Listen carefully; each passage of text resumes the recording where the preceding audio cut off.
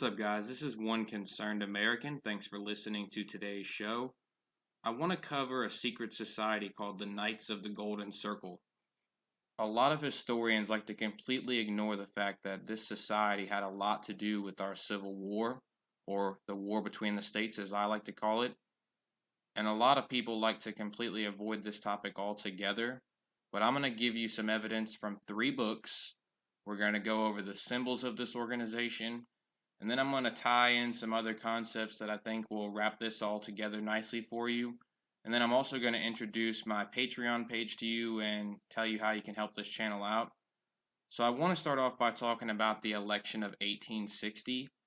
If you take a look at this map, people, Abraham Lincoln actually won the election of 1860 with less than 40% of the vote. If you look at the map, you'll notice that the Democrats actually ran 2 candidates. A Northern Democrat named Stephen Douglas and a Southern Democrat named John Breckinridge. Breckinridge had actually been the vice president under James Buchanan, and we'll cover him a little bit more in this video because he is an alleged member of the Knights of the Golden Circle. But I want you to just do some basic math here, people. Look at the blue and green on this map and the percentage of the votes. If the Democrats had simply come together and united under one candidate, they actually would have beaten Abraham Lincoln and the Civil War would have never happened. But they intentionally split their own party to throw this election and lead us into the Civil War. And I'm not saying every single Democrat candidate was responsible for this, but I am telling you that the Knights of the Golden Circle were heavily involved in this, and they are a part of why this country split apart. Now, a lot of people think that the Knights of the Golden Circle were founded by some secretive, shady Southern slaveholders who wanted to expand their empire into Cuba and Latin America. But if you actually look into this society, it was founded by a man from Ohio named George Bickley. And Bickley was actually trying to raise funds for invasions into Mexico, and they would put out a lot of propaganda about why America should intervene in Latin America. So this was started by a Yankee from Ohio, and it was actually mostly filled with people from the North. There were some prominent members from the South, but as I'll show you in this video, they were all across the United States, and they were instrumental in dividing this country throughout the years of the Civil War. Now, this is a map of what the potential territory that the Knights of the Golden Circle were looking to build into an empire. And I think if you look at this symbol here, this is evidence that the Knights of the Golden Circle were trying to build an empire. You can look here and you can see the crown and the cross. It's a marriage between the two, which represents a merger of church and state. Now, to what extent this potential empire would have merged church and state, I cannot tell you, but I can tell you that this group was definitely looking to foment revolution here in the United States. And it's evident through one of their most prominent symbols, which you see here. It's a triangle, and if you go across the triangle, you add up the numbers 7, 3, and 5, you get the number 15. Okay? Then you also have a large capital letter R in the center over the number 61. And what this symbol represents, ladies and gentlemen, is a revolution of 15 states in the year 1861. And if you study the American Civil War, it almost was a war between 15 Confederate states and the United States, because the states of Kentucky, Missouri, Delaware, and Maryland were Democrat states that considered or tried to secede and were prevented. This symbol tells it all, ladies and gentlemen, and it was a prominent symbol of the Knights of the Golden Circle. It was circulated throughout all the places that they were prominent, and it's very easily identified with the organization. If you want to see how this organization impacted American policy leading up to the Civil War, you need to study the administration of James Buchanan and his political career up to his presidency. James Buchanan actually had some people in his cabinet that are associated with the Knights of the Golden Circle, like John C. Breckinridge, the man who threw the 1860 election. And if you look at James Buchanan before he became president, he was a major part of writing the Austin Manifesto. And if you read into the Austin Manifesto, this was a group of politicians that included James Buchanan, and they wrote a manifesto calling for the purchase of Cuba from Spain by the United States and proposed attacking and seizing Cuba if Spain refused. Now, the man who actually introduced this plan, ladies and gentlemen, was named Auguste Belmont. And Auguste Belmont was a European Rothschild agent. He was married to Matthew Perry's daughter. If you don't know, Matthew Perry actually helped open up Japan. He served as minister to the Netherlands under Franklin Pierce, and he served as a member of the Tammany Society and then the Union League of New York. He was chairman of the Democrat Party for much of the Civil War. And again, the Democrats, they were the party that seceded during the Civil War. So it's very unusual that this man who was a Rothschild agent was behind this major nationalist policy from the United States that almost got us into a war with Spain. And if you go back and watch my conspiratorial history videos of the United States, you'll see how England, France, they had agents here, they had provocateurs here in the early days of this republic trying to subvert the United States and foment revolutions. And it's something that still goes on to this day, people.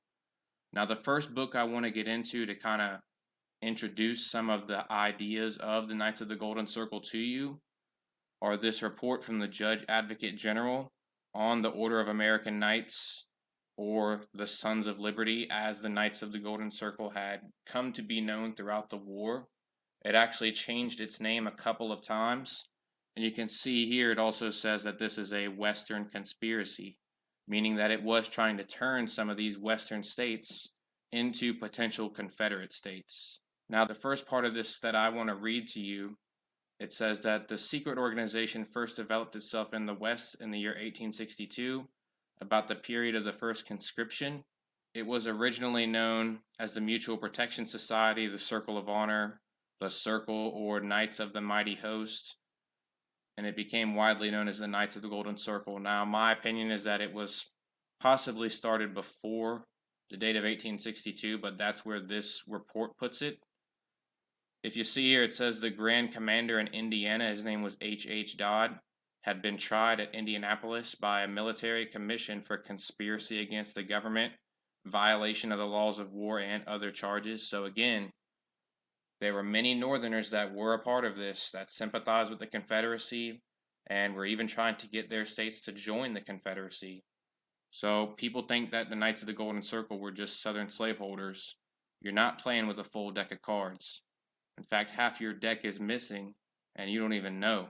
You can go on to see that the members of this organization, they were advised to commit perjury whenever questioned about it, and he said that they were instructed to refuse to answer such questions, alleging as to the ground for their refusal that their answers may incriminate themselves.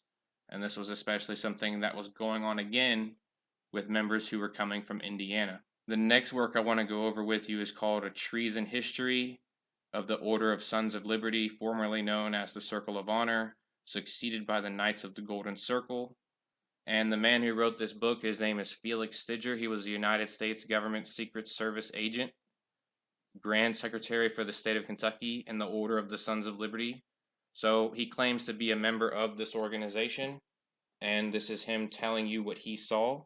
And this is going to kind of go over some of the things that they believe and some of the creeds that they have to say in order to join this organization. So you can see here first it says, the government designated the United States of America has no sovereignty.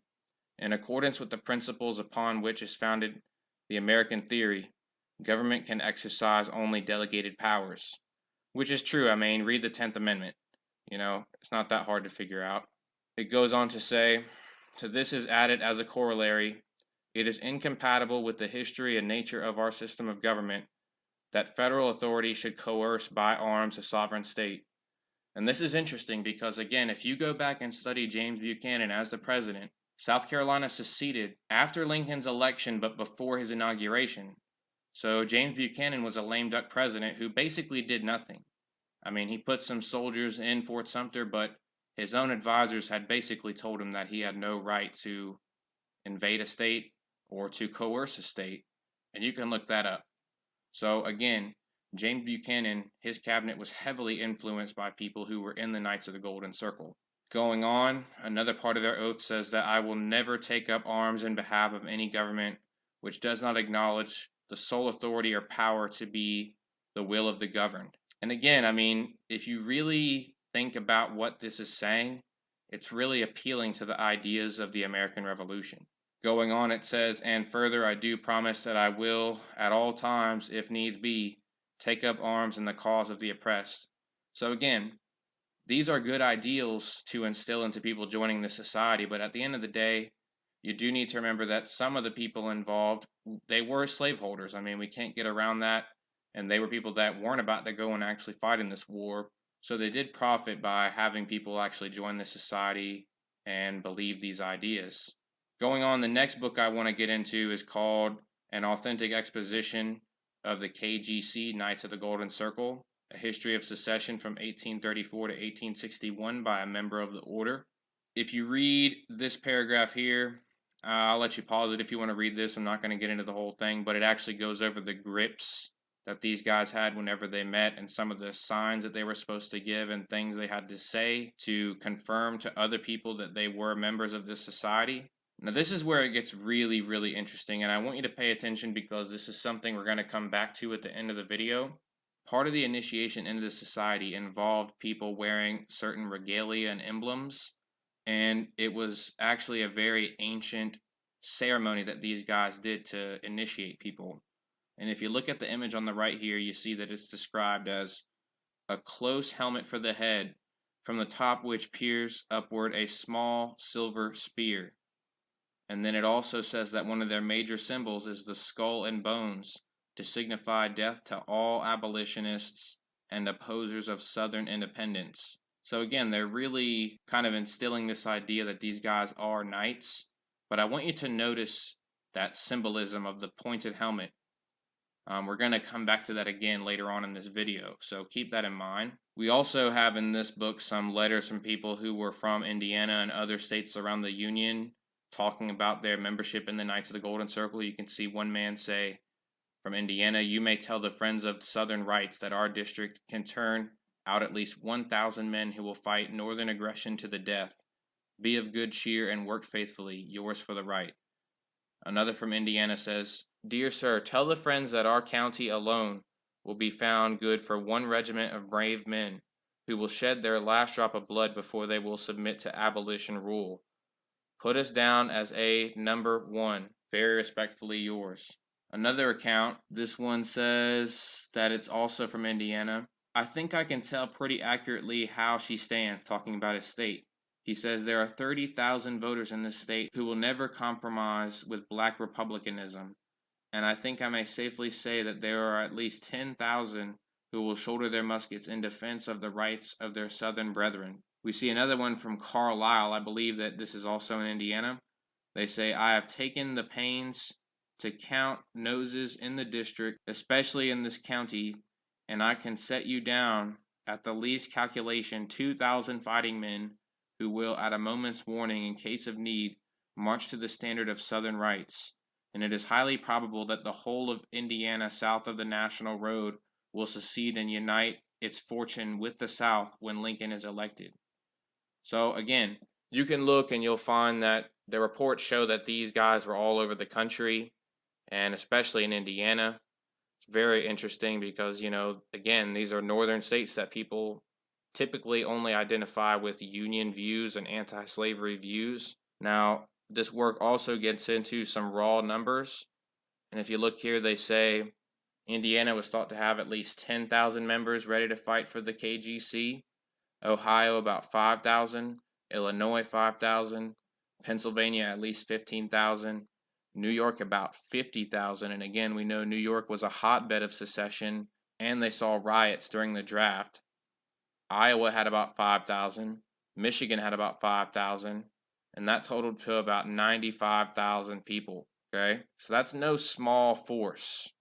That's a large amount of people. If you had 95,000 people marching on D.C., I mean, that'd be something to be worried about. Now, I want to get into some of these people who played both sides, people who were a part of the Knights of the Golden Circle, people who really actively worked to tear this country apart and lead us into civil war. And I want you to really examine these people very closely here. The first one is John C. Breckinridge. Again, I showed you the map at the beginning. He was the Southern Democrat who split the vote and actually led to Lincoln's election. You can see here he has the hidden hand symbolism. A lot of us are very aware of what that means. Breckinridge served the Senate. He was the youngest ever vice president under Buchanan. He was in the House of Representatives, and he became the Confederate Secretary of War. His grandfather was actually the man who introduced the Virginia and Kentucky Resolutions of 1798. Again, if you go back to my second video on the conspiratorial history of the United States, I talk a little bit about this. So his grandfather actually planted the seed for states' rights and nullification and secession, and then he goes on in 1860 to actually break this country apart in this election. I mean, you can't make this stuff up, guys. And he is alleged to be a member of the Knights of the Golden Circle. Breckinridge is alleged to have maintained correspondence with people who were a part of it. And there's even people who allege that they were going to give money to Breckinridge for his efforts, and he was going to help Indiana, things like this. So when you look into it, there's a lot of evidence that Breckinridge was a member. He's also a Freemason, a highly degreed one. If you look into George Sanders is a member of the Knights of the Golden Circle who was actually denied confirmation into the United States Senate because he had been involved with some radical European revolutionary activities around the time of 1848. Now, if you look into George Sanders, he was allegedly working for Jefferson Davis as an ex officio part of the Confederate Commissioners to Canada. George Sanders met with John Wilkes Booth just before Lincoln's assassination. And after the war, Sanders went and lived in a Paris commune in 1871. So, very weird figure. There's also some pretty good substantial evidence that John Wilkes Booth was a member of the Knights of the Golden Circle. And I mean, just look into the crime, people.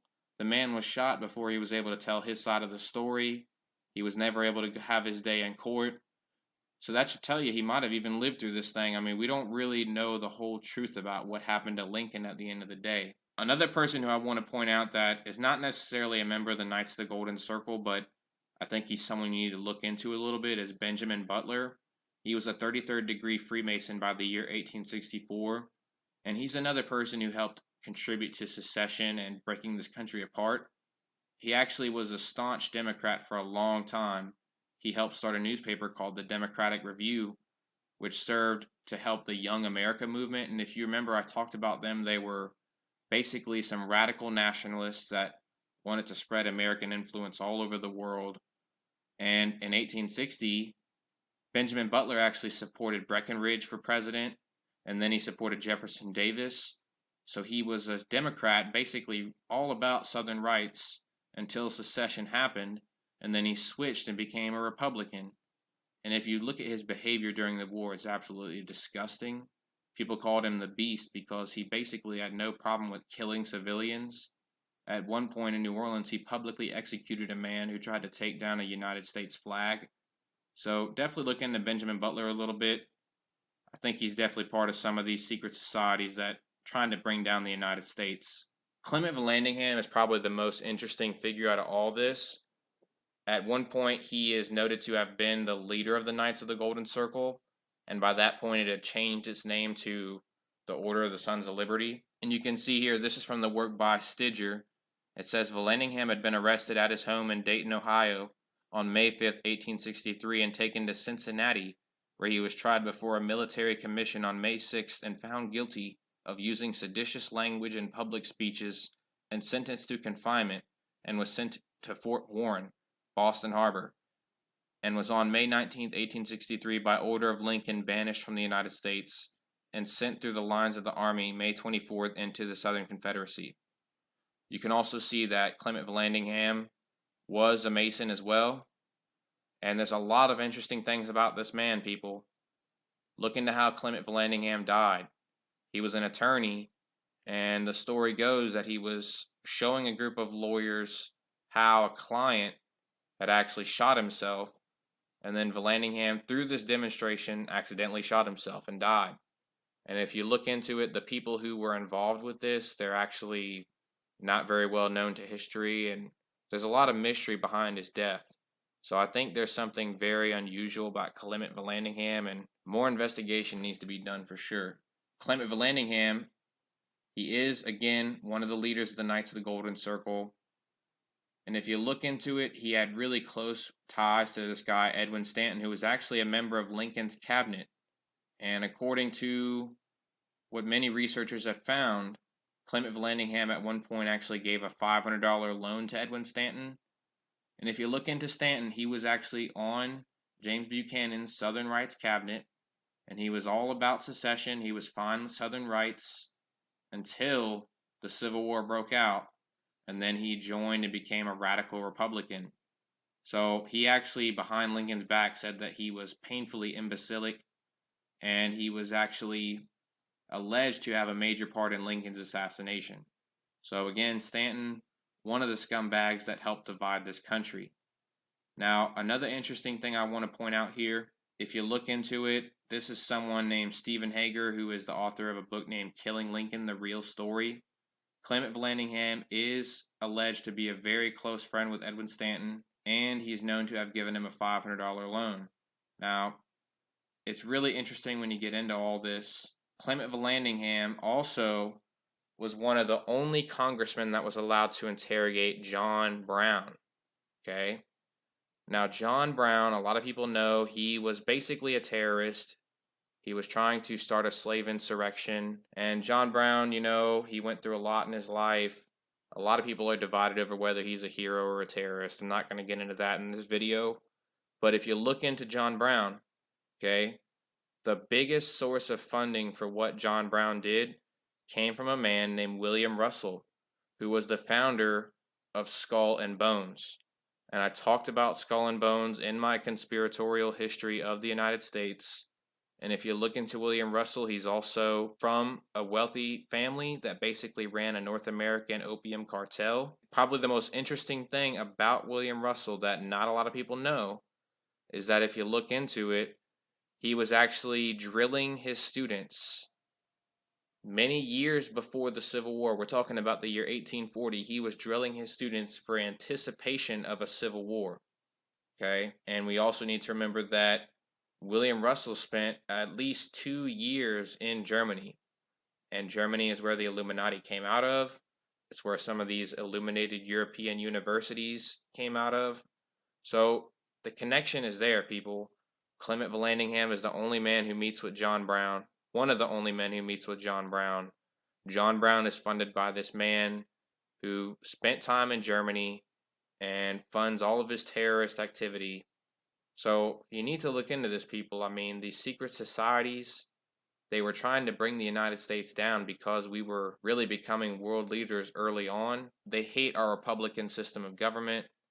They want to destroy our Constitution. Again, you can see here one of the major logos of the Knights of the Golden Circle is the skull and crossbones. Do you think it's a coincidence? Do you think it's just happenstance? I mean, come on, guys. Now, again, I think it's kind of crazy that when you look into the Knights of the Golden Circle, part of their initiation had these people dressing up with metal spikes on their helmet. And I think it's crazy that these guys like William Russell, who spent time in Germany, were funding John Brown. And if you really look into the Civil War, guys, the Germans, they were a major part of this. If you look into the 48ers, they were a whole group that came to the United States after these failed revolutions in 1848. And they were basically coming here to raise some hell in the United States.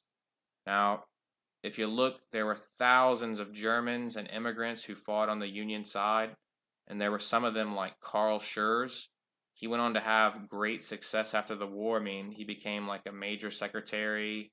He traveled around the world. And if you look into it, they actually had a foundation named after him in around the year 1930, I believe, and has some major socialist ties. We can also see that the Germans were heavily involved with this group called the Turner Company. You also got to look at this man named Joseph Gerhardt. He was a 48er who helped found the Turner Company in Washington. They were the first volunteer group assembled after Lincoln's call for troops, and there were about 70,000 volunteers he called for, and the first people that really signed up were these Germans, okay? Lincoln also purchased German language newspapers, and he closed down other newspapers that criticized him. So you need to understand that had these forces not been fighting for the Union and had these radical German secret societies not infiltrated the United States and tried to break us apart, the Civil War might have came out very differently. It might have never happened at all. And I think it's very interesting. I mean, again, just look at this poster here. You can see that the skull and crossbones on the bottom left-hand corner, it's a major symbol of the Knights of the Golden Circle. And we've seen this throughout history, ladies and gentlemen. I mean, not just the Skull and Bones Society, but if you look into the group the Black Hand, they were this Serbian nationalist group who assassinated Franz Ferdinand and led to the outbreak of the First World War. They had a skull and crossbones on their symbol. You can also see the Nazis. The skull and crossbones was also a very popular symbol with them. So it's not just these societies and these groups in themselves. You need to look at who is funding these groups. Okay, where are they getting their money from? That's what you should be trying to study here. Because again, everything about the American Civil War, when you really break it down, it stinks of foreign influence. It stinks of just needless division. This country would be stronger together, guys. I'm a states' rights man myself. I believe whatever you do in your state shouldn't affect me in my state. I think that states have the right to secede. But if you look into it, this group, the Knights of the Golden Circle, they were really probably being pulled by foreign strings, and they used the influence of slavery and all the money and power that came with that institution to really pull this country into a civil war. That's my take on the Knights of the Golden Circle. Again, a lot of people deny their existence and think that there's nothing there, but I think if you look into it, there's a lot there, people. And I think that they're a major reason that this country had 600,000 people die from the year 1861 to 1865. Now, the last thing I want to go over is my Patreon. You can see here, it's patreon.com/one_concerned_American. And if you donate $1 monthly to this channel, I will give you full access to my library, which includes books like all the works by Anthony Sutton, all the works by Fritz Springmeier, like Bloodlines of the Illuminati. Basically everything I have as far as these documents I've gone over showing people in the United States committing treason and destroying our Constitution. I've got books by Manly P. Hall, Albert Pike, a lot of good books on Freemasonry, like the Scarlet Book of Freemasonry. So a lot of really good stuff there. I hope that you'll join me. If you can just make a small one-time donation and you reach out to me about a certain book that you're looking for, maybe there's a way I can share it with you and we can research this stuff together. So I really appreciate you watching this video. I appreciate everybody out there who supports this channel, and God bless all of you and your families.